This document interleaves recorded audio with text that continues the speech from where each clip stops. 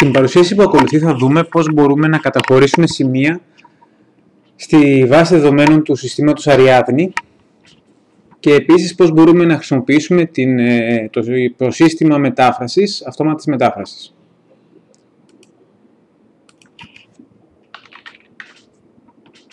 Αφού εισαχθούμε στο σύστημα, αυτή είναι η κεντρική σελίδα του συστήματος. Κλείνουμε λίγο το browser να μπορούμε να το βλέπουμε καλύτερα.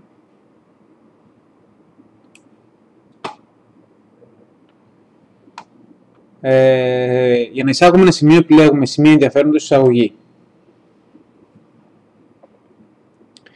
Για την εισαγωγή των σημείων υπάρχουν 4 βασικές καρτέλες. Στην πρώτη καρτέλα εισάγουμε τις βασικές πληροφορίες ενός σημείου. Στην επόμενη καρτέλα λεπτομέρειες εισάγουμε πιο λεπτομερή στοιχεία, όπως για παράδειγμα σε ποιες κατηγορίες ανήκει, προτινόμενες ημερομηνίες επίσκεψης, εισάγουμε συντεταγμένες που βρίσκεται το σημείο.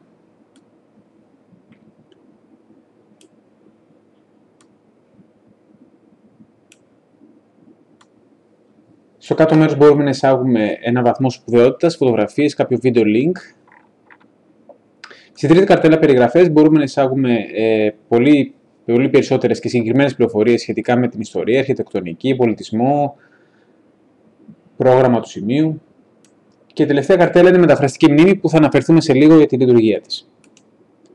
Πάμε στις βασικές πληροφορίες. Στο παράδειγμά μας θα καταχωρήσουμε ένα σημείο για την πιλωτική εφαρμογή των Kythyrων. Το σημείο που θα καταχωρήσουμε είναι η παραλία της Παλαιόπολης στα Kythyra.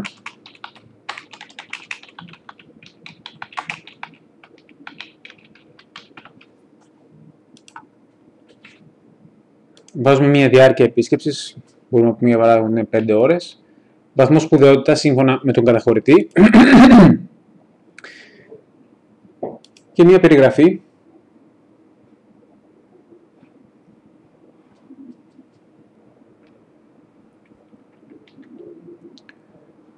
Αφού γράψουμε την περιγραφή, στα ελληνικά θα δούμε και πώς λειτουργεί και το σύστημα αυτόματης μετάφρασης, καθώς και χρήση άλλων πηγών μετάφρασης. Η πρώτη επιλογή εδώ πέρα, από ελληνικά σε αγγλικά, επικοινωνεί με το σύστημα αυτόματης μετάφρασης και αυτόματα μεταφράζει το κείμενο το οποίο έχουμε εισάγει στα αγγλικά. Μπορούμε στη συνέχεια να διορθώσουμε το κείμενο και να το φέρουμε ακριβώς στα μέτρα μας, δηλαδή έτσι όπως ακριβώς θέλουμε να είναι. Εάν δούμε όμως ότι η μετάφραση που μας έχει δώσει, η αυτόματη μετάφραση από το υποσύστημα της Ariadne δεν είναι καλή, δεν μας ικανοποιεί, μπορούμε να τη σβήσουμε και να επιλέξουμε την δεύτερη επιλογή, η οποία ουσιαστικά μας δίνει 3 διαφορετικές μεταφράσεις. Η πρώτη μετάφραση είναι από το σύστημα Ariadne. Είναι ακριβώς αυτό που είχαμε δει πριν λίγο. Η δεύτερη μετάφραση είναι από το Google και η τρίτη μετάφραση είναι από το Bing.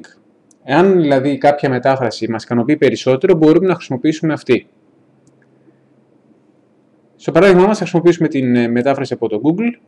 Πατώντας στο πλήκτρο αυτό το πελάκι, αυτόματα περνάει τη μετάφραση στο πεδίο των αγγλικών.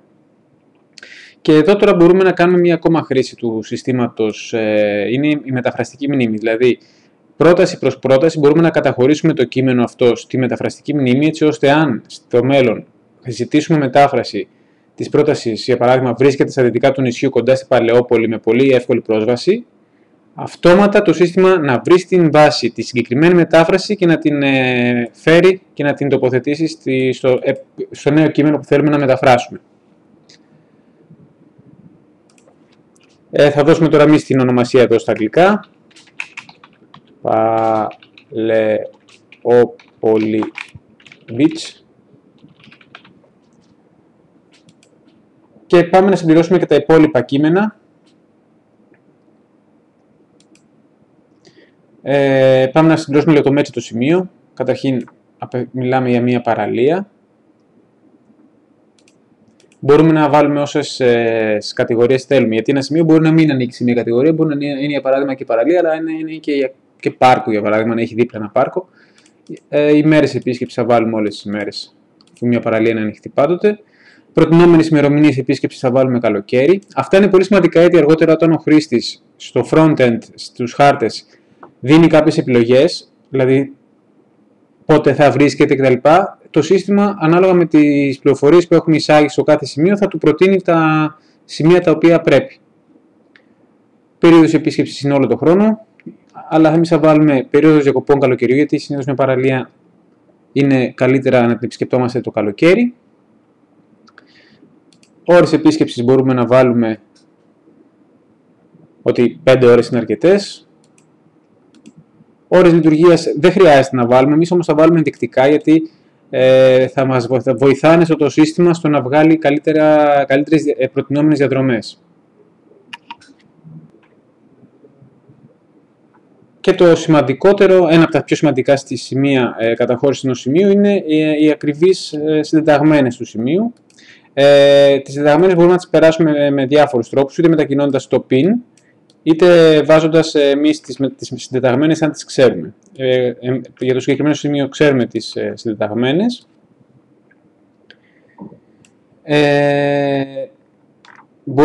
Θα μπορούσαμε να βάλουμε και άλλες περιγραφές, αλλά το συγκεκριμένο σημείο που είναι μια παραλία δεν έχει θέματα όπως αρχιτεκτονική, ειδική αναφορά, ιστορία.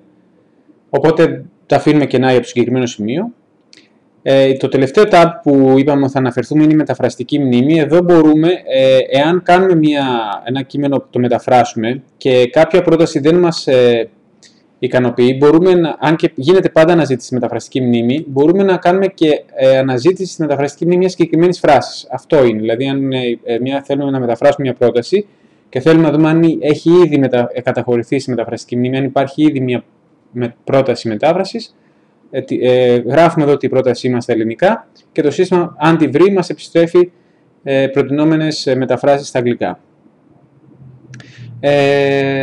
Τελειώνοντας η καταχώρηση, θα επιλέξουμε μια φωτογραφία που είναι πολύ σημαντικό. Μιλάμε για την Παλαιόπολη.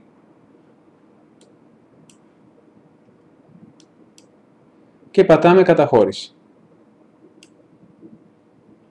Έγινε με επιτυχία η καταχώρηση στη βάση δεδομένων και αν πάμε στην παρουσίαση θα δούμε ότι όντως έχουμε καταχωρήσει με επιτυχία το σημείο μας στη βάση. Αν πατήσουμε εμφάνιση μπορούμε να δούμε αναλυτικά τα στοιχεία έτσι όπως τα καταχωρήσαμε. Είδαμε εδώ πέρα ότι έχει γίνει λάθος.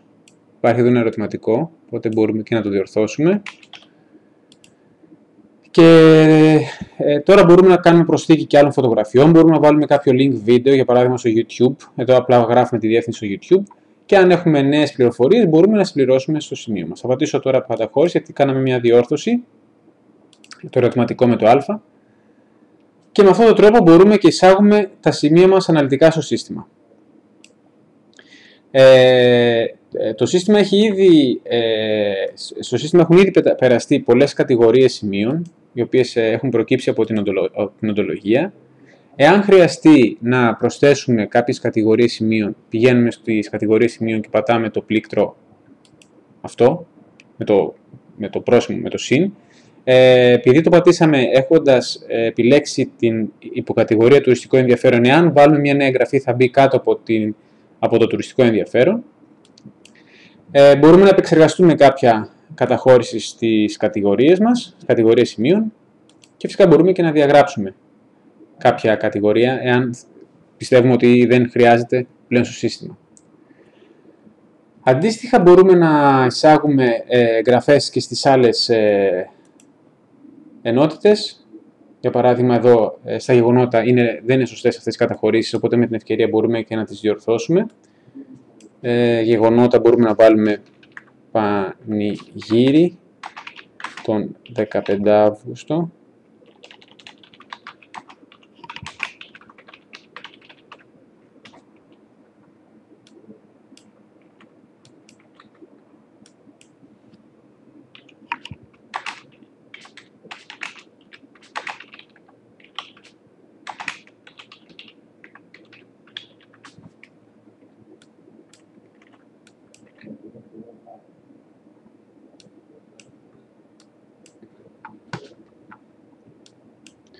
Τα υπόλοιπα θα τα σβήσουμε προς το παρόν, έτσι αλλιώς αυτή τη στιγμή είναι παράδειγμα παρουσίασης.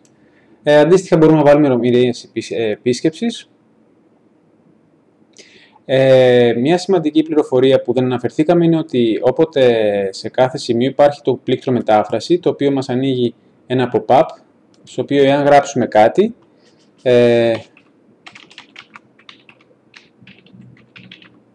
και επιλέξουμε τι μετάφραση θέλουμε να μας κάνει το σύστημα, έχουμε γρήγορα το εργαλείο αυτόματης μετάφρασης από το υποσύστημα της Ariadnes, ώστε οποιαδήποτε στιγμή θέλουμε να καταχωρήσουμε κάτι είτε στα ελληνικά είτε στα αγγλικά, να έχουμε γρήγορα διαθέσιμη τη μετάφραση σε ένα αναδυόμενο παράθυρο. Αντίστοιχα και για τις περιόδους επίσκεψης και για τα άλλα σημεία.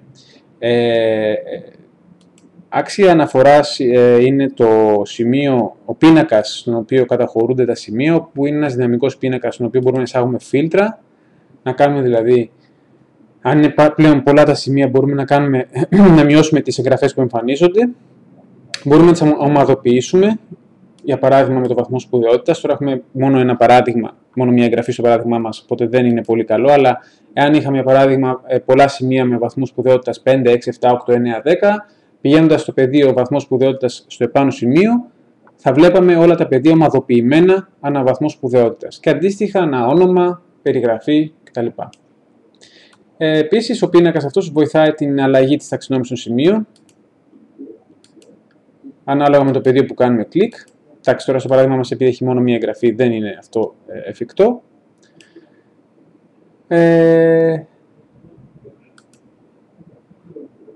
Και φυσικά όλα τα σημεία τα οποία καταχωρούνται από το back-end, από το σύστημα καταχώρησης σημείων στην βάση δεδομένων, είναι μετά ορατά από το front-end, στο οποίο σημείο θα δούμε στο επόμενο βίντεο παρουσίασης πώς ο χρήστης μπορεί να επιλέξει τις προτιμήσεις του, να βάλει τις προτιμήσεις του και το σύστημα να του προτείνει τουριστικές διαδρομές ανάλογα με το τι θέλει να κάνει, να δει και το πόσο χρόνο διαθέτει.